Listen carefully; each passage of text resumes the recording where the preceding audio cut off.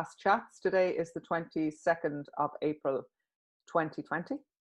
And today I am speaking to Emma Bourke, who is over in Westport in County Mayo on the west coast of Ireland. So let's start just by going back a little bit. And actually, I don't really know your glass story, so I'm interested to hear how you ended up working in glass or studying glass. What's the beginning of your glass story?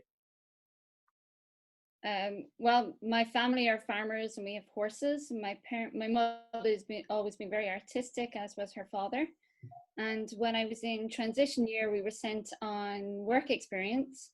My mom sent me to a local stained glass artist, Linda Malloy, and she had me cleaning her studio and painting and all the odd jobs for the first few days. And then she let me make a stained glass piece of my own to take home, and I was hooked from there. I finished school, went to Australia, came back, did a PLC course. I did a year in Galway, and then transferred into NCAD, and I had a great time up there. Caroline taught me. And so was that the end of your study then, or did you go on to study somewhere else? I went on to do a couple of FOSS courses over the years, just business plans and management and that, trying to run your own company. And then I went to Sunderland to do my master's in the University of Sunderland. And I did courses in Pilchuck and in NCAD, and I did lots of little training courses that helped develop skills. And was it in Sunderland that you really started specialising in flameworking then? No, when we were in third year, we got to do an Erasmus or an exchange, and everyone in my year did some kind of an exchange. But I got to go to America, to Rochester, and studied under Robin Cass, and I was there for a month. And it was amazing. I learned loads, and they brought me to the Flameworking conference in Salem. And I just couldn't believe before then I thought flameworking was all beads, which I didn't have an interest in, but the sculptural work I saw there was incredible.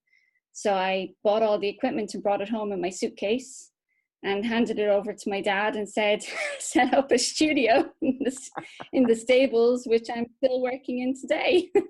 Anybody who might be listening to us who doesn't understand what flameworking is, just explain a little bit what that actually means. So flameworking is when you have a torch. I'd often refer to a Bunsen burner because most people would have had those in school. So the torches we have are quite specialized. They mix propane and oxygen to get a very hot, precise flame to melt the glass and to mold the glass at the temperature we need. And you can create anything, large, small pieces on the torch, depending on how you like to work. And then you would put it into a kiln to anneal. You can flame anneal, which I often do because I'd make components and I'd anneal it in the kiln all together, but I would flame anneal after each section that I do, which is just to strengthen the glass so that it doesn't crack. So while you were in Sunderland, you met some extraordinary flameworking industrial glass makers over there. Do you want to talk a little bit about these amazing people that you've been working with for a couple of years? They had been in the factories in Sunderland doing Pyrex for years, and when the factories closed, they purchased some of the equipment and set up their own studios. And when the glass center opened, they got studios in there, so they were working inside the studios for years. My first trip over to Sunderland, I had an exhibition before I did my master's, and I met them both, and they were the reason why I went to Sunderland to do my master's, was to train with them. Really nice, lovely guys, but very particular in the training. I had to learn a step and be proficient in it before I was allowed to learn a next step. So I was pulling points, which is when you heat tubing and you pull it away from each other, but you keep a thin piece of glass and you have to keep the wall at the same thickness the whole way. So I was doing that for a long time before I got to move on to the next step, because they had to be perfect. What it did was it installed in me, you know, really, really strong connection points and making sure that every piece was perfectly made before I moved on to the next piece. It also let me see that I could make all components like you would with Lego and assemble it at a later stage, which is how I work. I feel more comfortable being able to make 100 petals when I only need 5, but that I can come back to make more pieces later on. You just mentioned petals there. So a lot of your work has to do with flowers and with the wildlife that you find around where you live there. Do you want to talk a little bit about where your ideas are coming from? I'm interested in how we're shaped by our environments. So coming from the west of Ireland and moving up to Dublin, there's a lot of things that we said or would do that when I was in Dublin, I kind of got a bit laughed at. So for example, we would call dandelions pissy beds because dandelion tea is diuretic, and if you had it going to bed, you would wet the bed. So it was things like that. And I'd say, you know, they'd be on the street and I'd say, oh, pissy beds, and I would get laughed at. So it was interesting for me to see how different I was compared to everyone else from what I had learned growing up. So throwing salt over the shoulder and things like that, very common here, but not so common in Dublin, where it's all city and buildings. So that's what my interest was. I did a lot of study into different plants, how they're used traditionally, how they're used now. And I created a series of organs with the plants inside. So I would put a heart, I would put foxgloves inside because it's used in heart medicine. But it also would agitate the system, so it would give you a boost if you had a cold or flu. And I made that into a pocket watch because your heart is your ticker. So every element had a little story to it. So I was very interested in that, and I'm still researching that at the moment. I'm looking at tea. So how are we affected by the cup of tea? So that's what I've been. When you say you're researching, I mean, you're collecting local lore from, I know your parents are both really rich in cultural history. Are you also looking at talking to local people, or is it book research that you do? How does that work? I talk to local people. We've, during this lockdown, myself and my son and my mother have been looking at historical monuments around here. Megalithic tombs, standing stones, the carvings, burial grounds and things like that, which is really interesting. And I have lots of folklore books and like local history books. So I've been looking through those and finding out what happened, what was used. But local people will often say things like you would put flowers out on the 1st of May to welcome in this summer, and you would make the St. Bridget's crosses the 1st of February. So there's lots of traditional things that still happen here. So it's interesting for me. And then when I talk to people in my village where my parents are from and that, and ask them, you know, what would you have done when you were younger compared to what you would do now? Very interesting, the difference. And I've collected, I have a bookcase of books on mythology, flowers and local history. So it's really interesting for me to see how we're defined, I guess. And how do you actually start when you start looking at your, you know, putting down new ideas? How do you start? Is that start with a drawing? Are you working directly into the material? First, I do all my research. So I have my idea. I have, you know, the bones of what I'd like to do. I then spend a long time researching into each plant that I would like to be involved. I generally aim for about a dozen plants and then work around that, what fits, what doesn't, what's too difficult to make, that gets left aside. And which plants have the most lore, the best stories. Foxglove, lots of stories. Hemlock is a great one because it was used to kill off unwanted people, very easily mistaken for other plants, and untraceable as well. Was untraceable. Well, I think you can trace it now, but very interesting things. So those factor into what I'm going to make. When I've decided on what I'm going to make, I do all my sketches. I sketch lots of plants, have lots of images ready. I'm not particularly fond of drawing, so I try to get them as specific as I can, dissecting the flowers and everything. And then I head to the studio and I would make hundreds and hundreds of the same flower until I have 5 or 6 that I like, that I'm going to put into the piece. And I will assemble them then. And once I have all my little flowers laid out for each piece, then I tend to go over to England and I work with Brian Jones in Westside Glass. And he helps me with the blowing. I'm not very good at blowing. I don't enjoy it. Whereas he's a perfectionist. Recently I made larger pieces, which he blew on the lathe, and that was fascinating to watch and be a part of. So he's been really brilliant to work with. Do you see them as a kind of a teaching tool in order to pass on the narrative? Is that what you're getting at?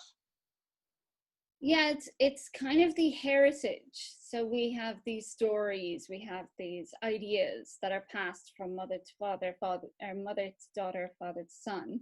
And it's kind of trying to save them so they don't get lost and forgotten, but also as a way to, I don't know, immortalize them if they're caught in this piece of glass. And there's a story to go with them.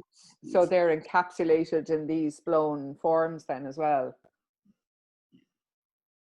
Yeah, and having made bigger pieces, my last set of work, I definitely know I prefer the little work. It's more my cup of tea. So I'm looking at tea strainers rather than teapots. So interesting things for me. So those large pieces, I remember I saw them at the exhibition, your solo show that you had at the British Glass Biennale in Starbridge last summer. Last dog. Yeah. Yeah, they were interesting to make. I had based them on the idea of, it's an internal garden, herb garden. Monks used to have them in the monasteries here in Ireland. And they would grow the herbs that would be helpful to fight infection or disease, and that would boost the immune system. And if people came into the monastery sick, that they would be able to go into these little gardens of herbs and find things that would help. So I based it on that idea, and I put different flowers together that would maybe work together to create something that would help you, or maybe fight each other. So if you were overdosed on hemlock, maybe a little bit of foxglove would boost your system back up.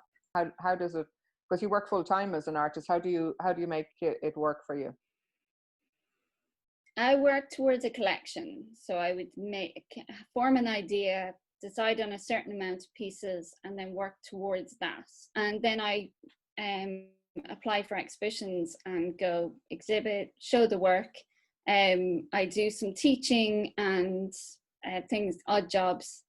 I certainly don't support myself fully on the glass. I have extra bits and pieces going on. I just enjoy the way that I work. I don't stress myself trying to live only off the glass. At the moment we have lambs. They're soon going to be put in the freezer, so I won't be needing to buy meat for a while. So things like that, you know, that keep us going in our house. So the bog's going to be cut next week, so you have a full farm life going on at the same time, which is a lovely balance between making your own work and actually providing your own food for yourself. It's self-sufficient. But I know also that you're involved a lot in the local community in Westport, which has a really thriving arts community for you know, not a very big town really, but it has an extraordinary number of artists who live there and musicians. And I know that you're really involved in the local art scene as well. Do you want to talk a little bit about your work that you're doing there? Yes, well, I was really lucky to grow up in Westport because there's a really strong community here of artists, and they're really welcoming.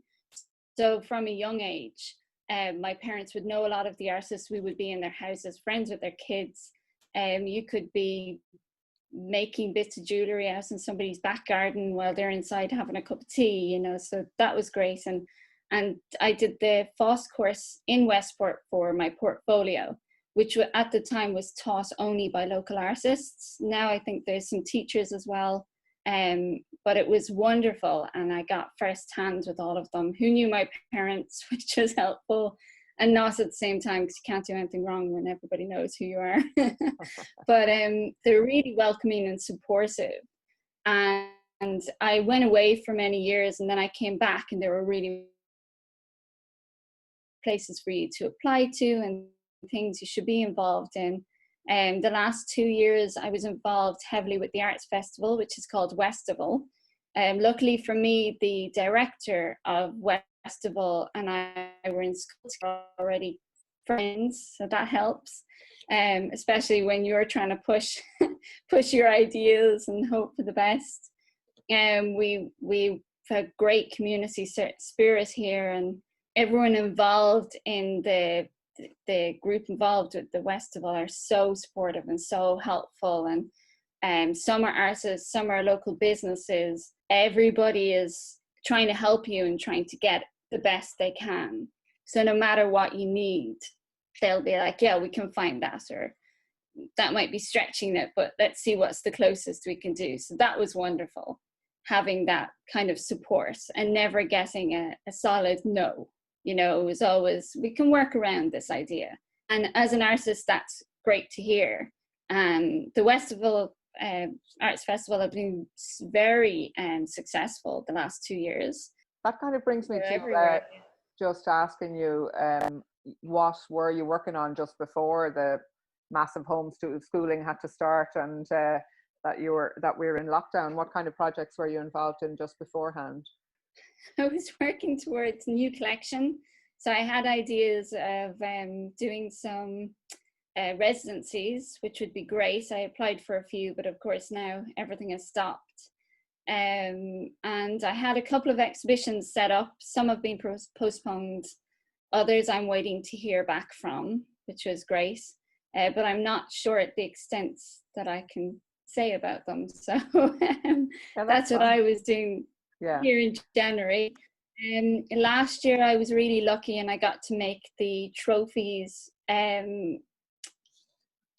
for the Business to Arts, the Alliance Business to Arts Awards, which was incredible and a lot of work.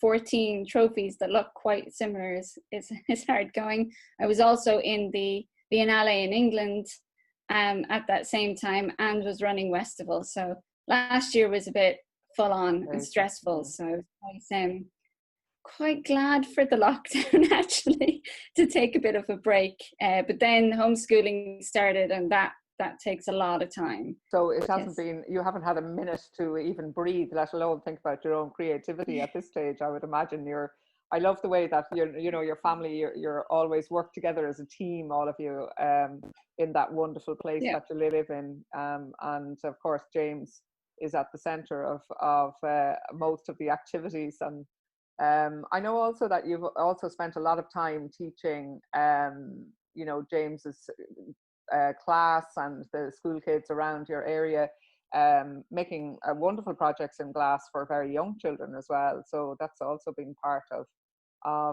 what I've been seeing you doing. Yeah, like any age children can do work with glass. You don't really need to put a limit. The problem is more how loose their parents are regards to messing with glass.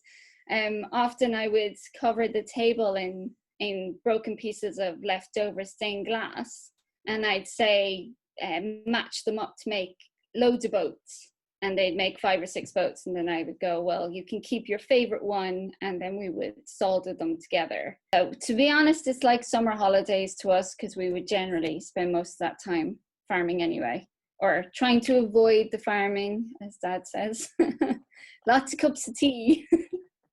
Well, I'm really fascinated to hear more about your tea strainer idea. It's such a quintessential Irish thing, the ceremony of the tea. You can't walk inside a door without somebody offering you tea, and it's a great insult if you don't take a cup of tea.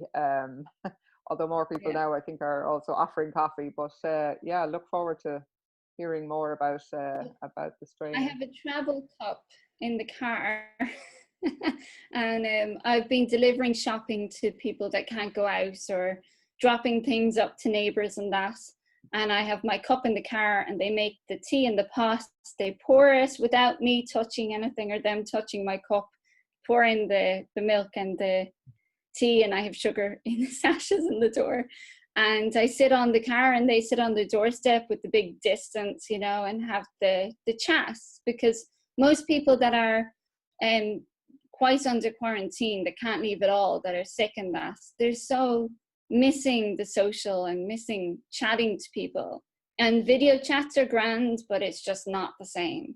Yeah. So just that, and giving the good bit of distance, you know. I'd be out on the road practically and they'll be inside the house, but still shouting over and having the crack and just saying things that have gone wrong in the day, the little things. It means a lot. It just brightens a person's day, I guess.